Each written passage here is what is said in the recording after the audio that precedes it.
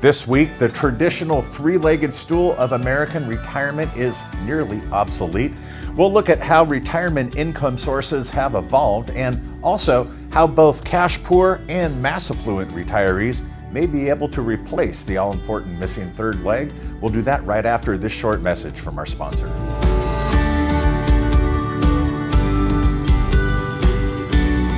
Liberty Reverse wants to help you grow your reverse mortgage business with our proprietary Equity IQ product suite. Equity IQ gives your borrowers access to more funds, lowers their upfront costs, and expands eligibility for home purchases. Learn more at partners.libertyreversemortgage.com today. This ad is intended for mortgage professionals only and is not a consumer solicitation. PHH Mortgage, doing business as Liberty Reverse Mortgage, is an equal housing lender. NMLS number 2726. Welcome back and thank you for joining us. When it comes to retirement, too many Americans are trying to balance their cash flow needs on a two-legged stool of Social Security and also a modest personal savings nest egg. The absence of a third leg of retirement income is impacting both cash poor and mass-affluent retirees alike. Today, Social Security remains an essential lifeline for American retirees. According to the Transamerica Institute, Social Security turns 90, the cornerstone of retirement income report. Nearly 7 in 10 Americans, or 69%, expect that Social Security will be a source of income during retirement, and 32% anticipate it will be their primary source. Now, among current retirees, more than half, 53%, already rely on Social Security as their main source of retirement. Of course, reliance on Social Security is more pronounced among those that have lower incomes. 52% of those earning $50,000 or less a year expect it to be their primary source of income. Many in this group would be considered to be house rich and cash poor, the traditional market for reverse mortgage lending. And in those instances, incorporating a reverse mortgage is a fairly straightforward process. There's less complexity, and the impact on any other assets or investments is typically negligible. Now, the loan creates a source of cash flow by either eliminating their required monthly mortgage payment or also by providing access to a line of credit or monthly 10-year payments. It's a natural fit for the cash poor homeowner, but it's not the only reason that they have been our industry's primary market.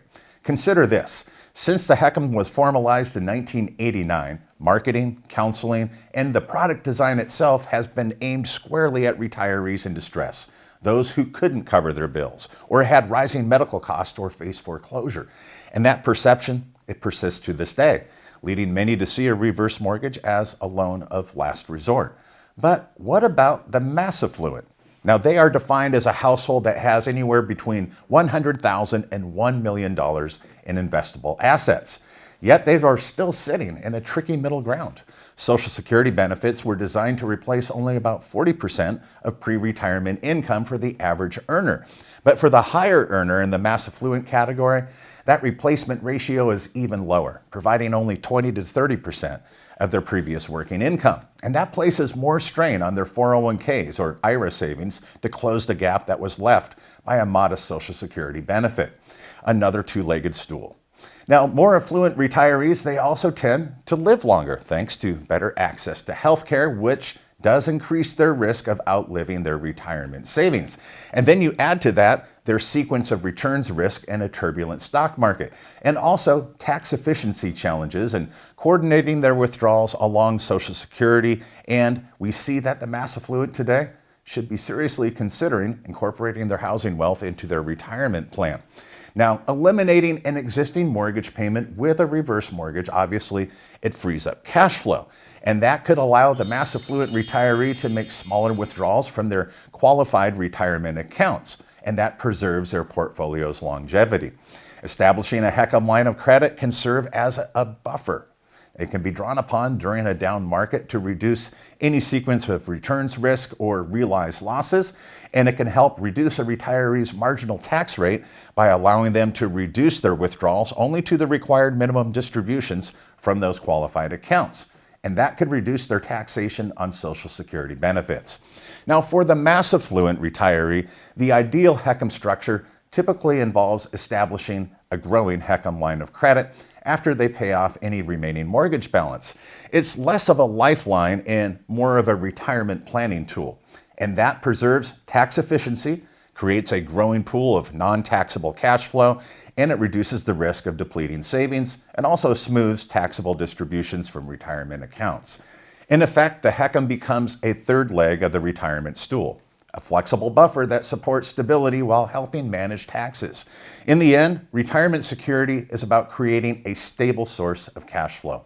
Social Security alone, it typically is not enough. And even for the mass affluent, savings can prove to be fragile in the face of longevity, market volatility, and rising healthcare costs. By responsibly unlocking one's housing wealth, retirees can strengthen their financial foundation, a much-needed third leg on that stool of retirement. What are your thoughts? You can leave your comments in the comment section below. And also, if you'd be so kind as to share this video on your LinkedIn network, thank you for doing that. We have a YouTube channel where you're going to want to make sure you subscribe so you never miss any of our weekly content. And each and every week, we curate the most recent reverse mortgage news in our weekly podcast, HECM World Weekly. We have both an audio and a video edition. Listeners can listen and subscribe on Apple Music or Spotify. Thanks again for joining us for another episode, and be sure to return next week for more reverse mortgage news, commentary, and analysis you'll only find right here at HECM World. Have a great week.